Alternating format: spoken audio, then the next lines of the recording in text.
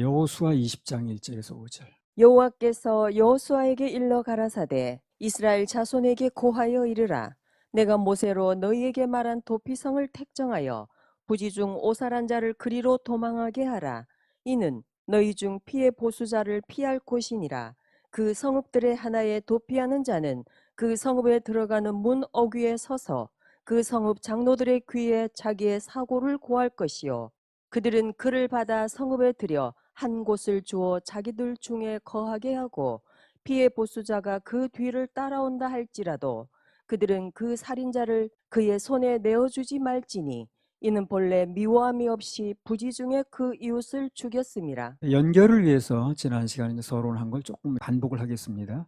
여호수아 20장은 전체가 복음장이라고 그랬어요. 설교를 하는 사람들로 봐서는 복음 설교나 구원 설교의 아주 보물 창고입니다. 이게 어쨌든 본문이 구령과 조금 연결되면은 구령 설교를 수시로 해야 된다고 그랬습니다. 주님의 뜻입니다. 도피성 얘기가 이제 여러 번 나왔는데 출애굽기 21장에도 나왔고 민수기 35장에도 나왔어요. 신명기 19장에도 나왔고요. 자꾸 반복하는 이유가 중요하니까 그래요. 하나님께서 중요하다고 하시면 설교하는 사람은 몇 번이라도 반복해서 말해야 됩니다. 그것이 이제 설교의 능력이 나타난 비결이라고 그랬어요. 설교자는 자기 말을 하는 게 아니라 대언한다고 그래요. 대언.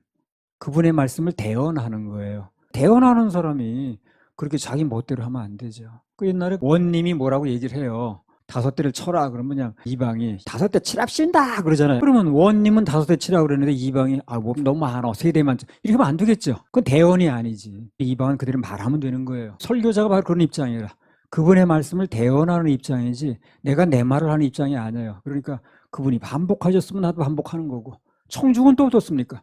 그분이 반복했으면 또 청중이 듣는 거예요. 그래서 말씀을 전하는 자는 항상 그걸 염두에 둬야 돼요. 하나님께서 하시고 싶은 말씀을 한다는 거. 내 말을 하고 싶어 하는 게 아니라는 거예요. 상황하고 형편이 나하고 좀 안 맞아도 그래도 그분이 그 말씀을 하시면 하는 겁니다. 대언이니까. 많은 설교자들이 이런 본문은 할 말이 별로 없어. 넘어갈 때 또 반복하는 게 싫다고 할 때 나는 본문에 나와 있으면 또 한 번 하니까 하나님께서 좋게 봐주시고 말씀을 계속 주시고 보여주시고 하는 그런 이유가 아니겠는가 이렇게 생각을 해봅니다. 여러분 아무리 반복됐어도 하나님께서 원하시는 한 개의치 않고 즐거운 마음으로 반복한다는 거예요. 성막 같은 것도요.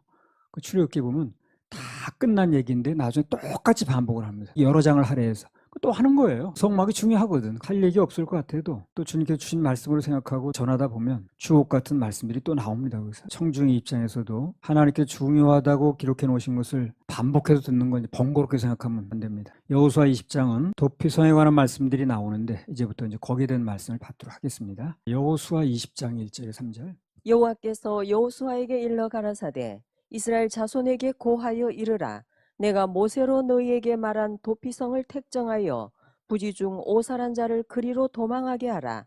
이는 너희 중 피해 보수자를 피할 곳이니라. 그 다음에 20장 3절. 부지 중 오살한 자를 그리로 도망하게 하라. 이는 너희 중 피해 보수자를 피할 곳이니라. 부지 중 오살했다는 게 무슨 뜻인가요? 과실로 사람을 죽였다. 이거예요. 법률 용어로 과실치사라고 그러죠. 과실을 해서 그 사람이 죽음에 이르게 했다 그런 뜻입니다. 부지 중에 오살한 자, 과실로 사람을 죽인 자 그런 자들에게만 도피성이란 피난처를 제공한다는 거예요. 이 본문에 보면. 그래서 전에 도피성에 대해서 볼 때마다 조금 마음이 불안했습니다. 사실 나 스스로가. 도피성의 수혜를 받아야 되는데 부지 중 오살한 자에 한해서 된다고 하니까 그렇다면 그 도피성의 혜택자가 극히 제한적이라는 얘기거든. 고의를 짓는 죄에 대해서는 그러면 해결이 안 되면 이거 어떡할 것인가. 그래서 굉장히 마음속에 의문이었는데 2004년 8월 22일 주일 아침인데 신문상에서 딱 눈을 뜨는데 알려주시는 거예요. 주님께서. 책에 나온 얘기가 아닌 거예요. 알려주신 거니까. 참 귀한 거 듣는 줄 아시기 바랍니다. 세상에 들을 수 없는 얘기를 듣는 거예요. 참 감사한 건 성경을 억지로 풀려고 하지 않고 주님의 인도하심과 해석을 기다리면 갑자기 호련히 풀어주신다는 거예요. 그러면 주님께서 저에게 주신 감동은 어떤 것인가? 하나님께서 보실 때 하나님 관점이 중요합니다. 어떤 사람이 그 죄를 고의로 저질렀어요. 고의로 저질렀다 할지라도 하나님 보실 때는 전부 부지 중 저지른 죄로 봐주신다는 거예요. 지난번 도피성 대신 예수님 올릴 때고 좀 다른 얘기입니다. 이게 그때는 모든 죄는 다 고의로 짓는다는 얘기를 했어요. 근데 이걸 새롭게 또 알려주시는 거예요. 그래서 주님께서 저에게 주신 감동이 뭐냐면 우리가 볼 때는 비록 고의라고 할지 모르지만 그러나 하나님 보실 때는 전부 부지 중에 저지른 죄로 봐주신다는 겁니다. 그럼 용서가 당연히 되죠. 도피성으로 들어갈 수가 있지요. 자, 어떤 사람이 고의로 살인을 했어요. 그러면 그게 부지중입니까? 고의입니다. 그러나 하나님 보실 때는 부지중으로 보는 거예요. 왜? 사단에게 속아서 모르고 한 거예요, 그게. 사단에 속지 않았으면 절대 그렇게 할 리가 없어요. 사단에게 속아서 부지중에 한 걸로 봐주시는 거예요. 요게 알려주신 거라니까, 주님께서. 이건 책에 나온 얘기 아니라니까. 어떤 죄도 마찬가지예요. 그 죄 때문에 지옥 간다는 걸 알고 그 모든 걸 알았다면 그렇게 하지 않아요, 그 사람이. 그러나 사단에게 속다 보니 자기 가치관이 잘못돼가지고 뭐 사람을 죽이는 것도 난 복수한 거야, 난 옳은 거야, 이렇게 생각할 수 있다는 거예요. 뒤에서 내가 하는 게 아니라 사단이 조종한다는 걸 정확히 안다면, 그리고 그 결과가 어떻다는 걸 안다면 그렇게 할 리가 없다는 겁니다. 자, 보세요. 누가복음 23장 34절. 이에 예수께서 가라사대 아버지여 저희를 사하여 주옵소서 자기의 하는 것을 알지 못함이니이다 하시더라. 저희가 그의 옷을 나눠 제비 뽑을세. 예수께서 가라사대 아버지여 저희를 사하여 주옵소서. 사해 달라는 거예요. 자, 사해 주려면 고이면 안 된다고 그랬죠. 부지중에 해야 된다고 그랬죠. 그렇게 말을 붙이는 거예요. 자기 하는 것을 알지 못합니다. 그러니까 부지중에 해야 된다는 말하고 이거 맞아야 되는 거예요, 지금. 성경이 충돌하면 안 되거든. 그들이 고의로 했어요. 모르고 예수님 십자가 못 박았습니까? 정신 똑바로 차리고 했지. 그러나 예수님께서는 그들의 죄를 용서하기 위해서 어떻게 하는 거예요, 지금? 부지중에 한 걸로, 알지 못하게 한 걸로 그렇게 봐주신다는 거예요. 이게 은혜입니다, 바로. 그래서 살아날 수 있는 거예요. 그들이 예수님의 손과 발에 못을 받고 창으로 허리를 찌르고 채찍으로 온몸을 때릴 때 그게 부지중에 한 게 아니에요. 정신 똑바로 차려 한 겁니다. 그렇죠? 모르고 한 거예요, 그게? 완전 고의지. 계획적으로 그렇게 한 겁니다. 그러나 예수님은 그것을 부지중에 했다, 모르고 했다, 이렇게 해석을 하시는 거예요. 아버지여 저희를 사하여 주옵소서. 자기 하는 것을 알지 못함입니다. 모르고 한다는 얘기라 지금. 부지중에 한다는 거예요. 정신 차리고 한 것 같지만 그 부지중에 한 걸로 하나님이 봐주시니 용서할 길이 열리는 거예요. 그래서 예수님께서는 그들의 행위가 정확히 그렇잖아요. 그들이 사단에 속아서 그러는 거거든, 지금. 알고 있으니까 못 받겠어요? 그럴 리가 없죠. 사울도 그랬고 다 옛날에 속아서 그런 겁니다, 그게. 자기네들은 뭐 정신 차리고 했다고 하는지 모르지만 예수님께 볼 때는 사단에게 속아서 부지중에 하는 행위를 보시는 거예요. 그러니까 해결이 가능한 거예요, 이게. 부지중에 하는 행위니까 용서가 가능합니다. 그러니까 저들의 죄를 용서해 달라는 거예요. 자, 또 하나 봅시다. 사도행전 7장 58절에서 60절.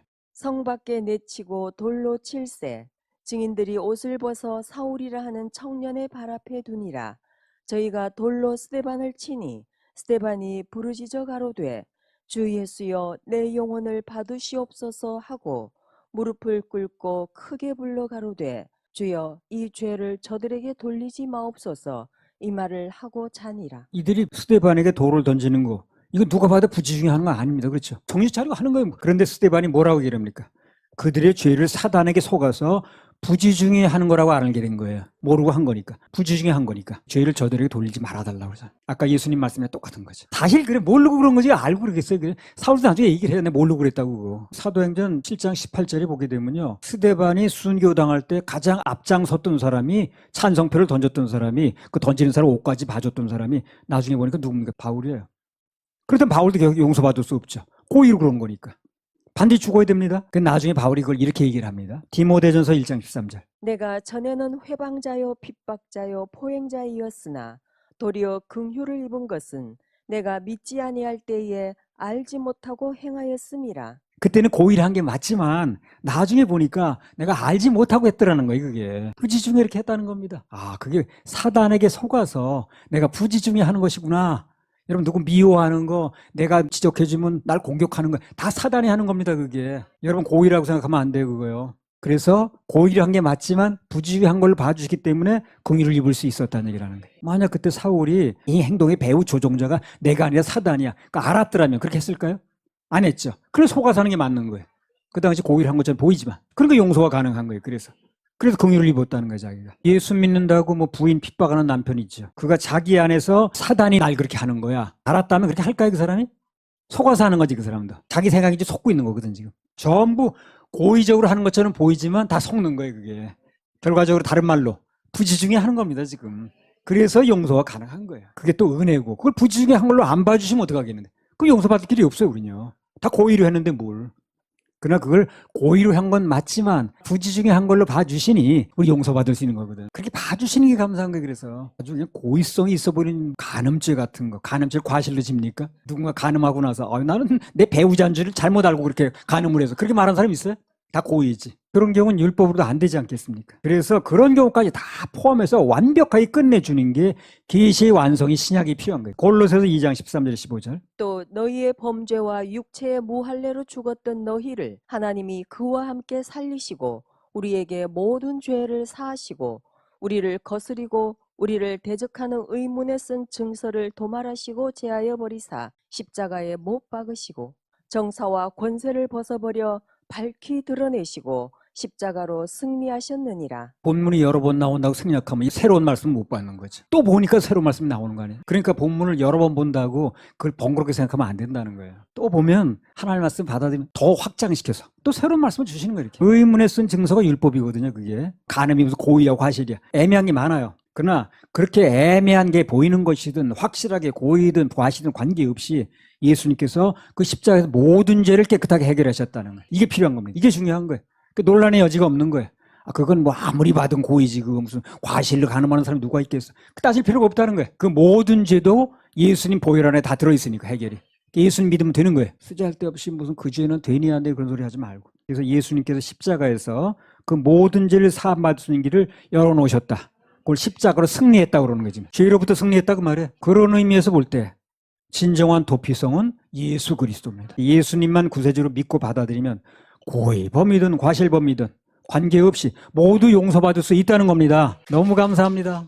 너무 명쾌해요. 여호수아 20장 1절 3절. 여호와께서 여호수아에게 일러 가라사대 이스라엘 자손에게 고하여 이르라 내가 모세로 너희에게 말한 도피성을 택정하여 부지 중 오살한 자를 그리로 도망하게 하라 이는 너희 중 피해 보수자를 피할 곳이니라.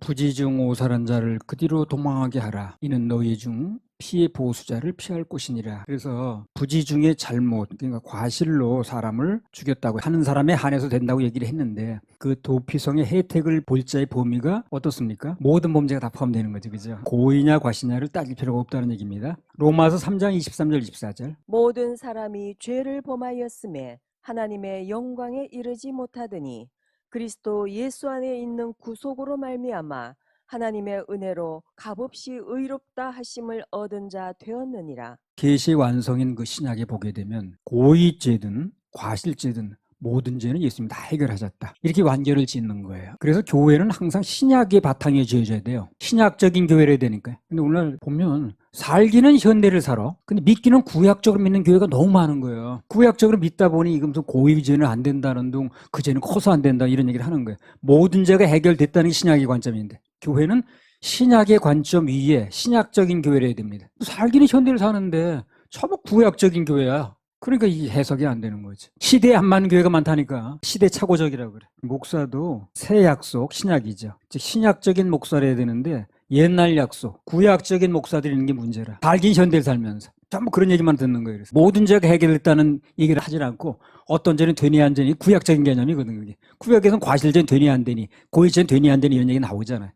그러니까 그 모든 죄가 다 신약에서 해결됐다는 얘기인데 이걸 신약적인 관점에 얘기를 안 하고 자 구약적인 관점에서 그건 안 된다고 그랬잖아 뭐 이런 얘기를 해버리니까 예수님 보혈을 딱 떨어지질 않는 거예요. 어떤 죄를 지었든 그게 고인이 과신이 따지지 말고 예수님께서는 온 인류의 모두의 도피성이 되신다는 거. 이거 강조하면 되는 거예요. 그걸 딱 떨어지게 강조하면 될걸.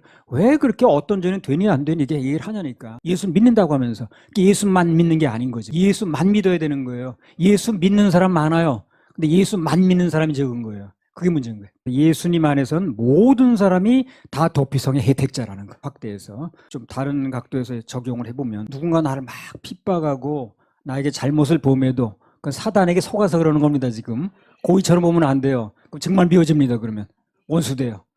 저 사람도 속아서 그러는 거예요. 지금 모르고 그러겠지. 알면 저렇게 하겠어. 속아서 하는 게 맞기 때문에 그렇게 생각을 해야 나도 살아나는 거예요. 속아서 그러는 거예요. 저 사람이 사단에게 속아서. 알면 저렇게 하겠어. 그렇게 생각을 해야지 저 사람이 날 고의적으로 그러는 거야. 이렇게 생각하면 내가 먼저 살기 힘들어요. 미워하지 말고 도피성 대신 예수님을 소개해야 됩니다. 거기로 피하게 해줘야 돼요. 물론 끝까지 거부하면 어쩔 수는 없지만 우리 입장에서 그렇게 해줘야 된다는 거예요. 모르고 부지중에 그런다고 생각하면 불쌍한 생각이 들죠. 그가 고의로 그런다고 생각하면 괘씸한 마음이 들어가지고 전도도 안 되고 용서도 안 되고 불편해지고 막히고 이렇게 됩니다. 그래서 부지중에 그랬다는 거 그거를 꼭 우리가 알고 있어야 됩니다. 그래서 바울 사도는 돌아서고 나니까 다 얘기하잖아요. 부지 중에 내 모르고 그랬다. 십자가에 못 박은 사람들 예수님이 저들 모르고 그렇게 하는 겁니다. 이 얘기하잖아요. 우리는 모두가 다 부지 중에 하는 거예요. 그래서 고의로 한 거 아니니까 나도 용서받아야 되고 또 누군가도 용서해줘야 됩니다.